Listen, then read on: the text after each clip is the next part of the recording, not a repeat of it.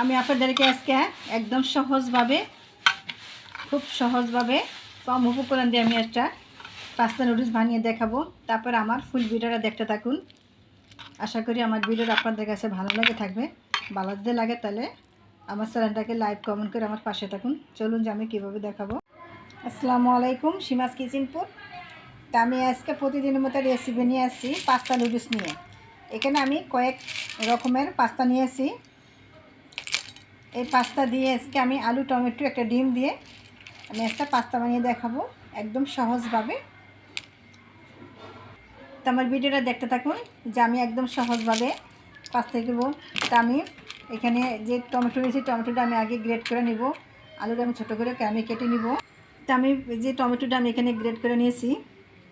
তো আমি আগে থেকে একটা প্যান বসাচ্ছি। প্যানেতে আমি এখন নুডলসগুলো আমি ধুয়ে দিয়ে দিব।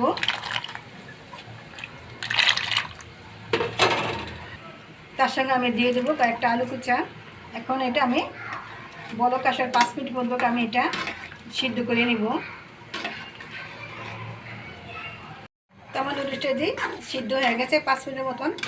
এখন আমি এটা ছেঁকে নিব। তো আমি চুলাতে একটা প্যান বসাচ্ছি। প্যানেতে আমি কিছু পরিমাণে রান্নার তেল দিয়ে দিব। তেলটা আমার গরম হয়েছে। এখন আমি ডিমটাকে ভেজে নিব। তো ডিমটা আমি রান্নার করে আমি ভেঙে নিব একবারে। তো আমার ডিমটা ভাজা হয়ে গেছে। এখন আমি ডিমটা তুলে একটা বাটিতে তুলে নিব। ডিমটা তুলে নিয়ে এসেছি। এখন আমি এক বাটি করে পেঁয়াজ কুচি দিয়ে দিব।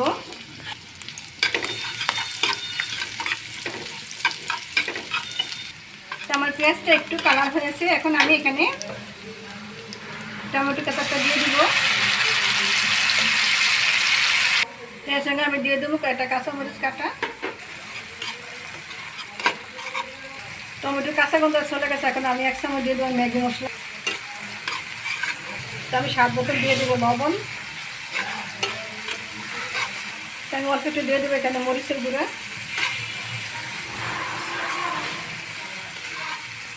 রেড করে টমেটোটা আমার একদমই এটা কাঁচা গন্ধটা চলে গেছে, তেলও ছেড়ে দিয়েছে। এখন আমি নুডলসটা দিয়ে দিব।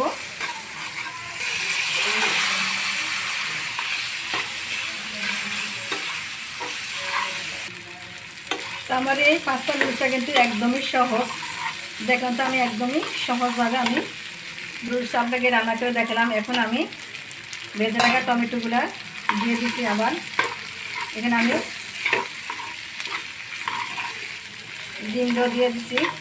ডিমটা দিয়ে একটু এভাবে আলতোভাবে নাড়া দিতে হবে, কারণ ডিমটা আবার কিন্তু গলে যাবে। একদমই সহজ একটা রেসিপি। তো দেখছেন আমার এই যে পাস্তা নুডলসটা আমি একদম সহজভাবে রান্না করছি। তো দেখলেন তো আমার এই যে সহজ একটা রেসিপি। তো আমার এই পাস্তাটা যদি আপনাদের কাছে ভালো লেগে থাকে আমার চ্যানেলটাকে লাইক কমেন্ট করে আমার পাশে থাকুন।